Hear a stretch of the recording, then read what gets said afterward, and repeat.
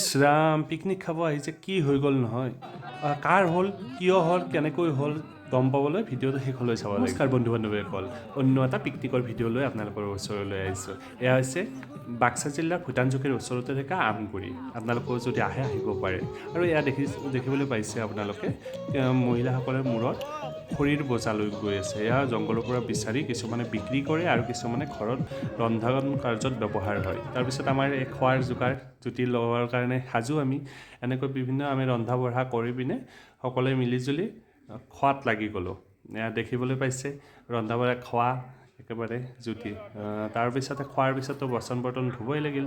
আমি সকলোৱে ধুই লৈ এনেকৈ সামৰিলোঁ।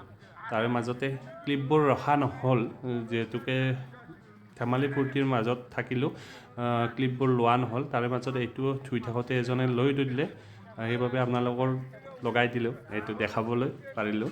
যা নহওক এইটো নাভাবিব যে বাচন বৰ্তনে দিওঁ তাৰপিছত ফটোত ব্যস্ত দেখিবলৈ হৈছে। আৰু দেখিছেনে এইটো কোনো কাজিয়া নহয়, এয়া আমাৰ ধেমালি হয়। আচলতে ইহঁতে ফটো উঠি থাকোঁতে এই পানী মাৰিছে, অৱশ্যে আমিও আছিলোঁ তাৰে লগত। মাৰি থাকোঁতে কি হ'ল, তাক বেছি পানী মাৰিছিল, কি কৰিছিল তাক নি পিনে পানীত বহাই একেবাৰে শুৱাই তাৰ ফটো মাৰি দিছে ইহঁতে। এনেকৈ ফূৰ্তি কৰি আমি তাৰপিছত অলপ পানীত পিকনিকত গৈ গা নুধুলেই হ'ব জানো।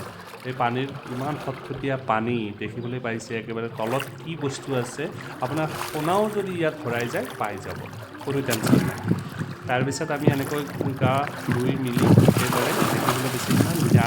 আৰু এটা কথা কওঁ, এই পানী আচলতে বাক্সাত খোৱা পানীৰ ইমান সমস্যা, এতিয়া ইমান শুকান হৈ যায়, কিছুমানে এই পানী খাই জীৱন নিৰ্বাহ কৰি আছে। আটাইতকৈ দুখজনক এইটো সময়ত।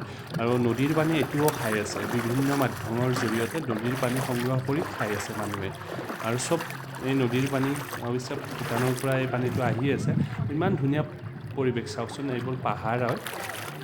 এয়া দেখিবলৈ পাইছে এইটো এটা চুইচ গেট সন্মুখত।